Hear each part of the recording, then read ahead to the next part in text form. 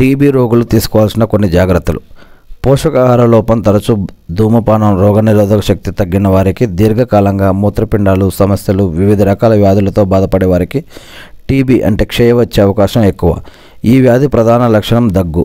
అయితే వ్యాధిని త్వరగా గుర్తించడం, సరైన మందులను క్రమం తప్పకుండా వాడి దీని నుంచి బయటపడవచ్చు.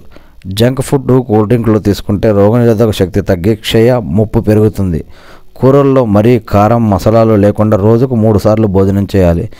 బాదం, అక్రోట్లు, పిస్తా వంటి గింజపప్పులు, గుడ్లు తినాలి. మద్యం, సిగరెట్లు, బీడీలు, గుట్కా వంటి పొగాకు ఉత్పత్తులకు దూరంగా ఉండాలి. టీ, కాఫీలు ఎక్కువగా తీసుకోవద్దు. రోజుకు 45 నిమిషాల పాటు ఆరుబయట నడవటం మంచిది. క్షయ మందులను వాడిన మొదట్లో కొందరికి వికారం, కళ్ళు తిరిగినట్లు అనిపించవచ్చు. అలా అని మందులు వేసుకోవడం మానొద్దు. వారం 10 రోజుల్లో సాధారణంగా ఉంటుంది.